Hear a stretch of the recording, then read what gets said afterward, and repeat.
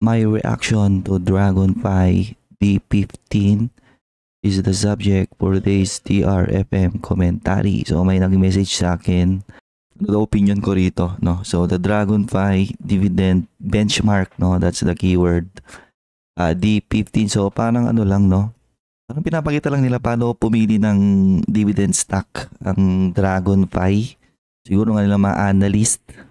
And itatrack nila yung performance of those stock picks na pinipili nila.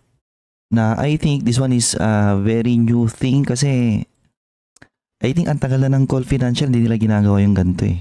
Yung gumagawa sila ng benchmark. Bubuo sila ng basket of stock. And then na-track yung performance nila and at the same time, tinatrack din siya ng mga retail investor. Most especially yung kanilang mga customer. So with this move, I think Call Financial being the biggest broker right now in the Philippines and with April Tan na daming umiidolo dyan, I think nararapat lang na gumawa din sila ng ganito and paling saan sila, di ba? So Dragonfly, creating this one, maybe sobrang malaki tiwala nila sa nilang mga analyst, di ba? Kasi normally hindi mo gagawin to eh. Kasi pag nag-underperform yung benchmark nila na to at some point in the coming years, katakot-takot na bash yung mangyayari yan. And potentially, mawalan ng confidence yung mga customer mo or ng mga clients mo sa stock analyzing skills ng mga analyst mo. So for them to make this one, I think sobrang confident sila sa kanilang mga analyst. And confident sila that they're going to outperform yung total return ng PSEI. And maybe ito rin yung dividend yield index ng PSE. So Call Financial, baka naman, di ba? Piling ko gagawa yung ngayon eh. Piling ko kung may competitive mindset ang Call Financial and believe din sila sa kanilang mga analyst, piling ko gagawa sila, di ba? Kasi I think it will be good for the overall retail investing community kapag may nakikita silang mga analyst na pumipili ng stock, ganyan, and then tinatrack yung performance. Pero may caveat ako rito. Kanilang performance mamaya di-discuss natin. So ano ba tong Dragonfly dividend benchmark or what they call D15. So D15, kanina nakita nyo yung yung composition ng kanilang portfolio. It's a composition of 15 stocks, no? We are excited to introduce the Dragonfly dividend benchmark. Our carefully selected list of what we believe are the best dividend paying stocks and dividend growers in the PSE. Ang pala yun. So naniniwala sila na itong 15 na to ngayon, yan yung mga may ngayon, no? Potentially mga best opportunities right now sa stock market. Not just this year, pero in the years to come. This benchmark combines quality with consistency. Okay, featuring companies that do not only pay solid dividends today, but also show promising potential for dividend growth tomorrow. So, pang daw siya, no? Long-term dividend investor mindset, invest and forget approach, which is ideal for those who want to build wealth through dividends without consistently checking the market. And para siya sa mga passive investor who believe in compounding, not constant tinkering. So, technically, para to sa mga mga busy na tao. Siguro yung mga walang time na gumawa ng maybe research, gano'n. Na kung titiwala sa kanilang mga analyst, di ba? Copyin mo na lang to every year. And every year ate, pre-rebalance nila to. So every time na magre-rebalance sila, kopyahin mo ulit. Okay? Pero hindi naman sila sinabing kumopya ka, di ba? I think walang na-mention doon, parang guide lang siya. Na ako, personally, hindi ko naniniwala sa mga kopya-kopya na yan, di ba? I think as a market participant, as a retail investor, it's a bare minimum na kailangan marunong ka mag-construct ng portfolio mo. Marunong kang gumawa ng analysis, research, blah blah blah. Kasi that's how you develop conviction and experience. Na yung mga ganyang pakopya-kopya lang, you will never be able to develop experience kasi nga sunod-sunuran ka lang. So siguro maganda lang siya for starting yung mga newbie investor. Pero yung sasabihin mo sa akin na magre-rely ka sa pakopya-kopya for the majority of your investment time frame, I think that's a big mistake. So siguro ang gawin nyo, yung nilalagay nila rito is that you do your research, and kapag na-convince ka or nag-agree ka sa mga stocks na to, then maybe doon mo pag-isipan, di ba, na bilhin. Anyways, ano lang naman to is just a benchmark, no? Hindi siya fund mismo. So, description ng D15, ano daw siya, is a 15 dividend paying companies in the PSE selected for their strong earnings, consistent dividend, long-term growth, potential. Companies that offer attractive yields today and or are steadily increasing their payouts over time. And ganoon ulit, nakadesign siya for passive income focused investors and a guide for building resilient and long-term portfolio. So guide lang siya, hindi siya recommendation. Kasi yung iba, pag nakita sila, broker gumagawa ng analysis, then gumawa siya ng fair value, tapos binili nila, di ba?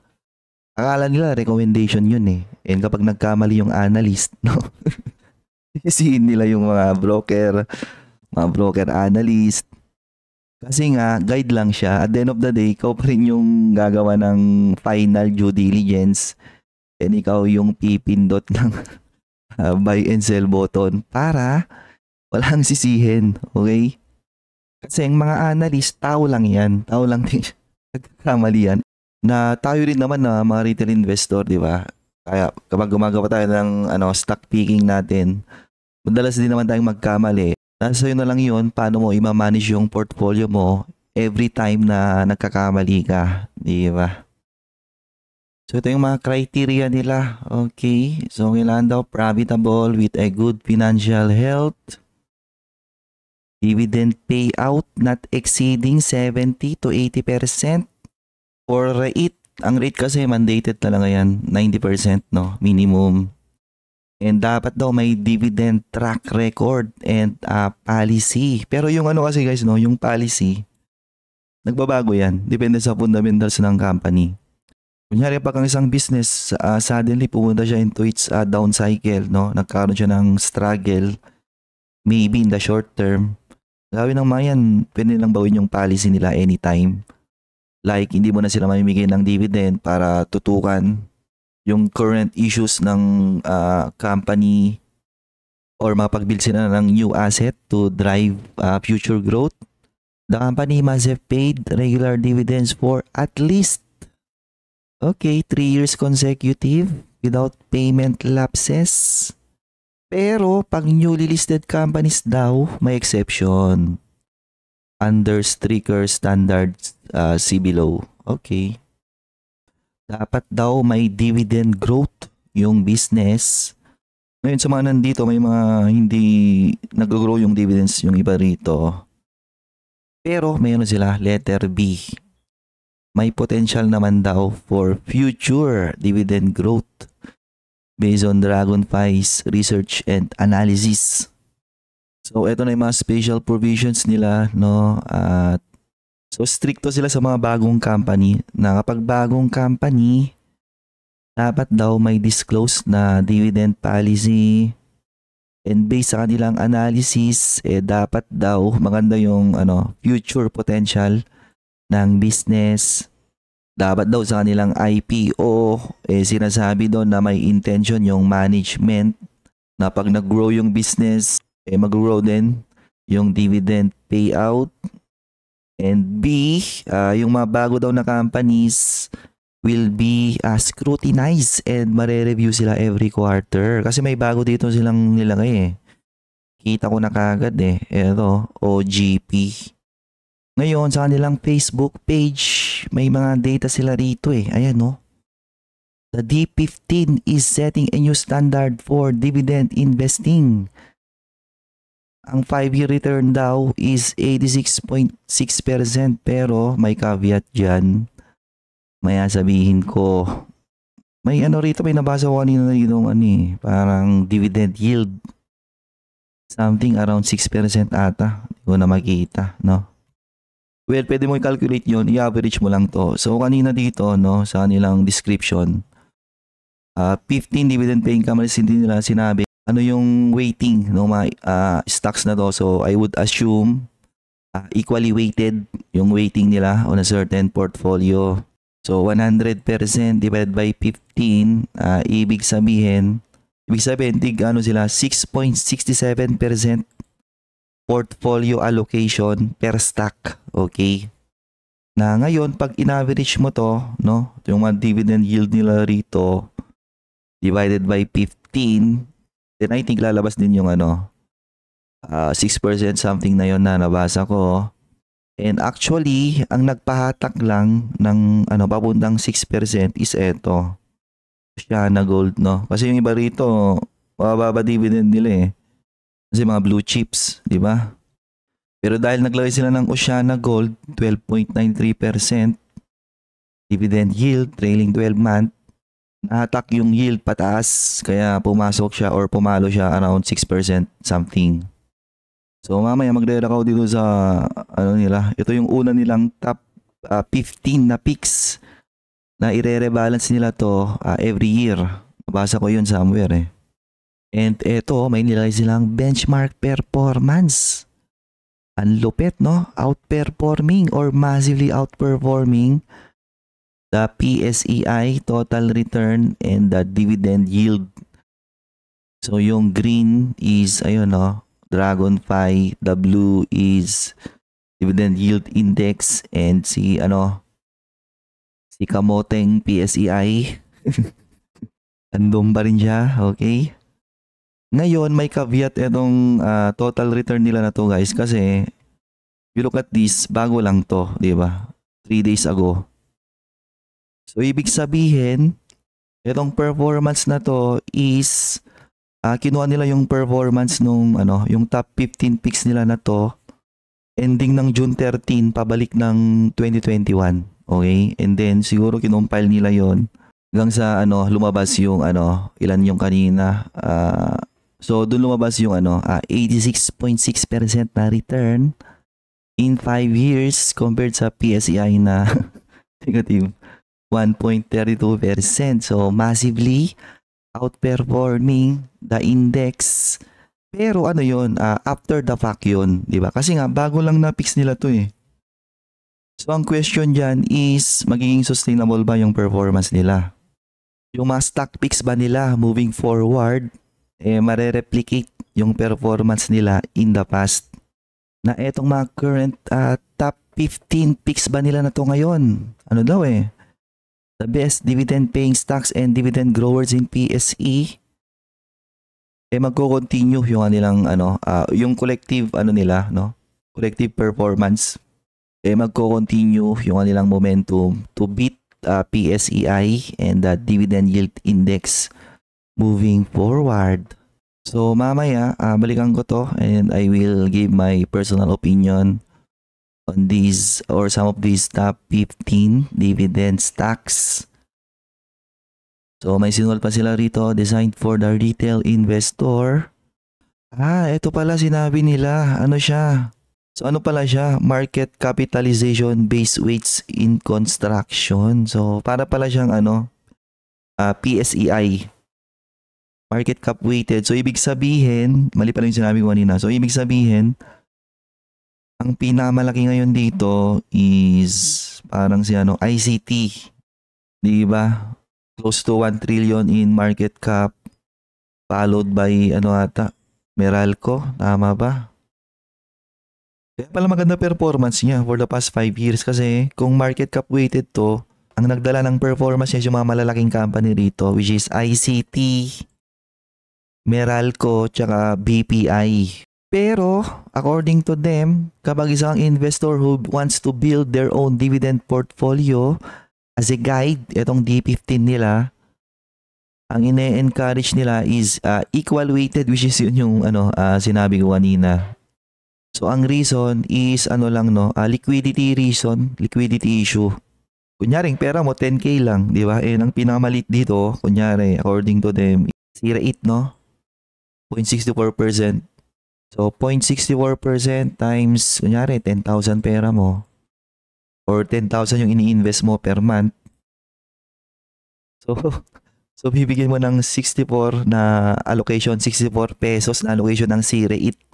Di mo yun mabibili, di ba?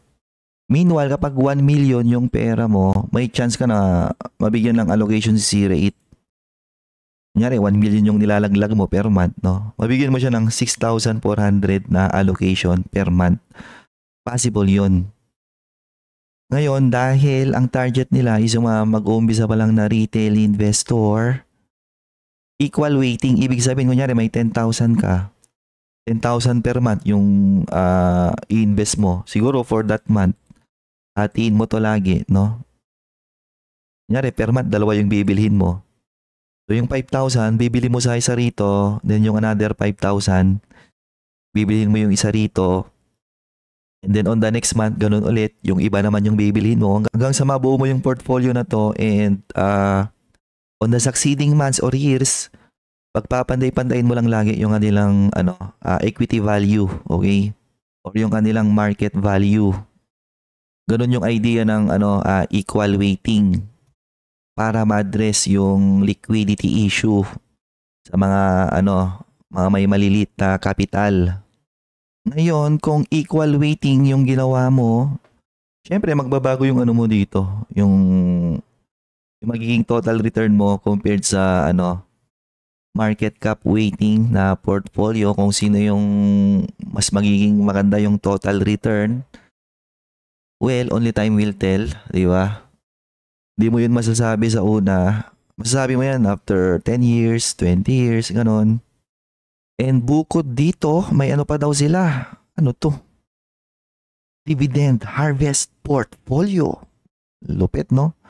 And you might be wondering how this fits in. So, Dividend Harvest Portfolios are actively managed portfolio. May trade alerts, regular rebalancing. Kumbaga, ito, tinututukan mo talaga to. And kung ano yung move na ginagawa ng analyst na i-implement niya kaagad, kailangan mo yung kopyahin kaagad. Para daw siya sa mga hands-on investor or short-term opportunities while still focusing on dividend. Meanwhile, yung D15 nila kasi, pag ang goal mo is equal weighting yan, di mo siya tututukan. Okay? Kumbaga, every time na maglalaglag ka ng additional investment, ang focus mo lang is ipaparehas yung yung market value nila, okay? Ngayon, ito yung question dyan, Brad, para sa yung retail investor. Kasi ito guys, nabasa ko i-rebalance nila to. Kasi ang top 15 na best dividend stocks, according to them, syempre magbabago yan eh. Ang economy nagbabago, ang business landscape nagbabago, so yung kanilang trajectory magbabago. So itong top 15 na to, magbabago to potentially every year. May matatanggalin dito, may mga idadagdag. Ngayon, yung matatanggalin, kunyari tinanggal nila, and ikaw na retail investor, willing ka ba na mag-cut loss? Yan yung malupit na tanong dyan. Parang di ko nakita yung instruction nila rito eh. Diba? Kasi kung hindi mo siya tatanggalin sa iyong portfolio, hindi mo na matatrack to. Diba? Kumbaga mag-iba na yung portfolio composition mo. Kasi madaming retail investor, di yan magkakatlos eh. Sabihin lang mo yan, sayang eh. Hindi eh, sayang kasi. Tapos na ako dyan. Baka naman may chance pa na mag-rebound yan kasi blue chip naman yan eh. Diba? So as a retail investor, kung ang goal mo is gayahin to, yun yung sa mga tatanungin mo ngayon. Are you going to follow this top 15 religiously na pag may tinanggal sila dyan, kakatlos ka rin, bebenta mo rin, di ba? Anyway, silak lang ako dito sa kanilang top 15 na according to them is the best dividend paying stocks and dividend growers in the PSE. Well, my personal opinion is I don't think so. I don't think these are the top 15 best dividend stocks right now. Siguro pag nilagyan nila ng blue chip, baka pwede. Kasi ang common denominator ng mga to mga well-known companies to mga blue chip, di ba? Anyways, let's see ano yung iba't iba nilang companies dito. So the first one is Aboitiz Power, the leader in the power sector. Actually, nag-struggle siya in recent years pero active naman siyang mag-build ng mga bagong asset, mag-capex. So I think maganda yung or malaki yung future growth potential ng Aboitiz. So I think deserve niyang nandyan. So A-rate pwede for dividend stability pero capital appreciation I think malabo, no? BPI, I don't think deserve ng BPI yung nandito. China Bank pwede pero siguro China Bank mga 2 years ago siguro pwede siya rito. Pero sa ngayon, feeling ko replaceable na siya dyan. And pababa na yung interest rate. So, maaring nag-peak na yung bull run ng mga bangko, no? C-rate, ganun din, no? Dividend stability pwede pero appreciation, I don't really think so. Globe Telecom, matagal nang flat yung neto, yung dividend neto due to cash liquidity issue. Nag-stagnant din yung growth niya recently. Pero may kasi to may X factor siya si GCash So possible, no? Maganda pa rin siya for long term. Keeper is okay. ICT I think is okay. MBT is okay. Pero parang tulad din ng banking sector, maaring nag-peak na yung bull cycle ng mga bangko. Or maybe ba magpipeak na sila this year. We'll have to find that out. Meralco is okay. LTG is okay pero nandun pa rin yung risk ni PNB. Kasi si PNB is not a high quality bank. So for so long as mag-continue yung momentum ng PNB, then I think pwede siya rito. Manila Water is okay. Ito OGP, para saan questionable to I don't think pwedeng ipabilang si OGP sa top 15 best dividend paying stocks in a certain portfolio. While yes, mataas yung yield niya, pero I think yung kanyang operation moving forward for me is a little bit questionable. Pati yung kanyang growth prospect. In fact, nag-report na yan ng a significant drop ng kanilang first quarter pag sinundan pa yan ng additional drop on the second and third quarter. Maaring next year na magre-rebalance sila, baka ito yung una nilang tatanggalin. But anyways, may gold rush pa kasi. So there's still that at least positive sentiment para sa kanya, no? Sa kanyang growth driver. RCR again for dividend instability pero appreciation or capital appreciation not much. So PLDT, agree din ako rito. I think maganda yung maganda yung future ng TEL. Struggling sila on recent year pero majority ng kanilang ginagawa is for for future growth expansion. Okay? Ang tanong, is there a chance na talunin ko etong benchmark na to in the coming years? My answer is 100% guaranteed tatalunin ko tong benchmark na to. Why? Kasi ang investment nila is mostly blue chips, no? May mga mid-cap sila pero yung mga mid-cap nila papunta na rin sa market cap ng mga blue chip. So, they invest on big companies. Ako, mas less yung investment ko on blue chip and more on mid-caps and small cap. Ang growth driver ng isang portfolio, not just dividend but in total return basis is always the small cap, no? Although mas high risk sila, ganon. Pag nag-materialize naman sila, di ba? Talagang dinadrive nila yung portfolio mo into an impressive growth if kino-compare mo na siya with other index. And in fact, ito yung performance ko ngayon. So similar to D15, in-outperform ko rin ang PSEI, FM ETF massively, even the US market in-outperform ko yan.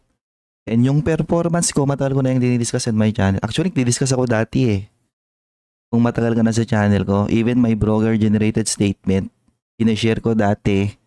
Pero ngayon, di na. Newbie inspiration.